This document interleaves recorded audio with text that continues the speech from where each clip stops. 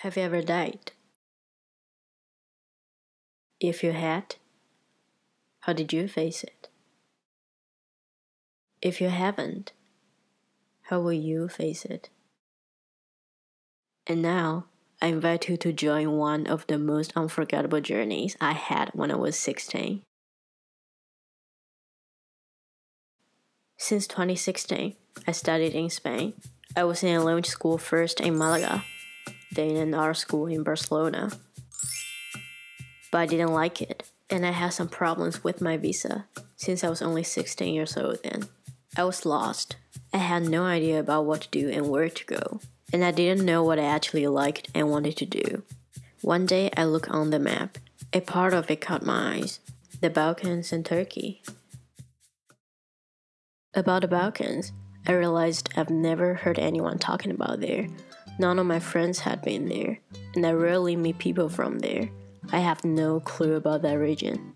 I decided to go have a look there and also give myself some time to think about the next step. I found a cheap flight from Barcelona to Istanbul. I quit school, got my backpack, packed my stuff and paints, left Spain on the last day of February. It was also the last day my friend from Holland visited me there. We said goodbye in the airport. Turkey was amazing. Amazing food and people, scenery, buildings, history, culture, and hot air balloons. I had a wonderful time there. And when I was there, I found a cheap flight from Istanbul to Sarajevo. 2 days before the flight, I was panning in Hostel in Istanbul. A girl walked in. She's tall and beautiful. "Oh, you're panning. I like it." "Oh, thanks. What's your name?" "Guan." "You?" "Isma." "Nice to know you. Where you from?" "Bosnia." "For real? I'll be there in 2 days." "Oh, really? We should meet there. You can come to my house. You can stay in my house." 2 days later, I got on a flight from Istanbul to Sarajevo. Sarajevo amazed me. The saddest history, but the most loving people ever. It's hard to believe how friendly and positive they are, even though they just lost everything 20 years ago. After staying there for 3 days, I met Isma in a town about 2 hours from Sarajevo called Visoko. Her house is somewhere in the mountains near the town, in a small Muslim village. It was a tiny village with only about 250 villagers. I enjoyed my every single second there. I experienced very local life, hiking the mountains, picnics in the village, playing and laughing with the kids around, visiting neighbors, waking up at roosters every morning. I'm going to the mosque down from the mountains tomorrow night and join their activity. They have it twice a week. Mostly people pray, sing, dance, and eat together. Would you like to go with me? Just if you like to. I'd love to. Before going to the mosque, we were having dinner. Her phone rang.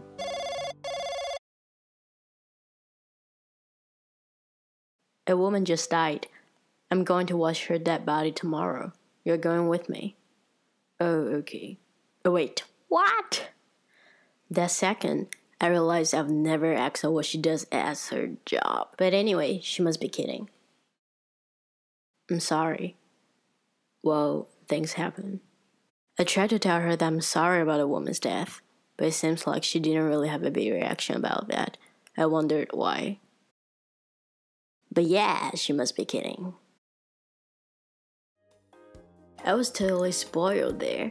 Even in the mosque, I watched people pray, I ate with them. After that, the people from the mosque invited me for tea and sweets. They even gave me a gift and told me I'm welcome to come back again whenever I like. We got home late that night. I slept right away. I slept like a baby.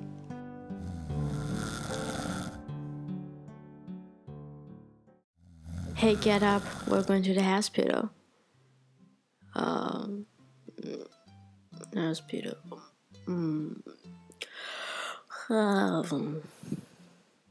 Oh wait, hospital.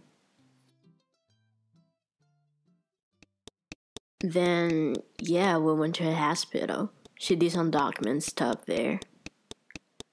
Then we were driving back towards her village to her house. Well, almost. I thought we were going back home. But the car just didn't stop in front of her house. We passed by it. Where are we going? You will see.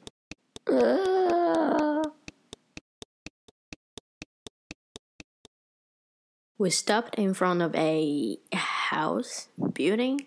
Well, I don't really know what it was exactly, but by just seeing in front of the car, I could see it wasn't a building for people living. It's more like a big toilet or bathroom, something like that, with tile floor and walls. I walked in and yes, there's a dead body covered by white cloth. I never thought I'd be so freaking afraid like that, by just seeing a dead body with white cloth covered in front of me. But I was. That's something I've seen for 100 times in movies. But when it's right in front of you in the real life, it's totally different. Are you afraid? Yes. Well, don't be afraid. How could I not be afraid though? There came the other woman. They took off the white cloth cover and sprayed something in the air, but still, it smelled really bad. I'll never forget how it looked like. Some parts are yellow, some parts are red, some parts are purple, some parts are white. I couldn't really stare in the face. The whole body was stiff, and when I tried to bend the arm to wash, it just bounced back right away. It was my first time ever got so close to a dead person, right in front of me, nude and completely exposed. I walked out for a few times, but if I wasn't there for over 10 minutes, she'd call me to come back.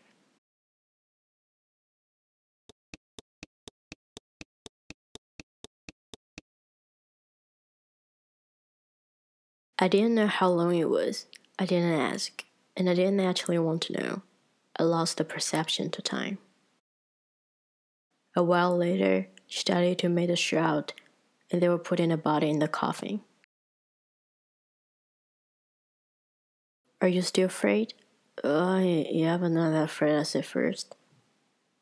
And then she looked in my eyes and said, "Go and remember this," as if just saying, no matter who you are, no matter where you're from, no matter what you've done, no matter if you're good or bad, no matter if you're rich or poor, we'll be like this. We'll be wearing the same clothes. We'll be in a coffin. We'll have to say goodbye to the people we love. We'll be on the ground. We'll become nothing. If someone told me that before, I'd be like, yeah, I knew it. Of course I knew. Actually, someone already did. But I've never, ever strongly felt it like this from the bottom of my heart before. It was the first time I really got to know, learn, and face about what death is. In that moment, I also realized why she had no reaction when I was telling her that I'm sorry about a woman's death. People came and moved out the coffin. We went to a house nearby where there were beautiful tulips in the garden. She was reading Quran with some women in the house. She let me sit next to her. I don't know why, but I just couldn't help to fall asleep. And she just let me sleep. I woke up at almost the end. Until some minutes after I woke up, I surely forgot how and why I was there. What were those people around me doing? What has happened? Where am I? What am I doing here?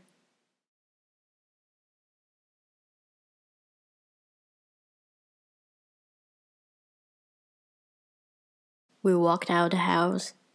I stared at the tulips in the garden for a little while. All the tulips I saw in Bosnia are so beautiful.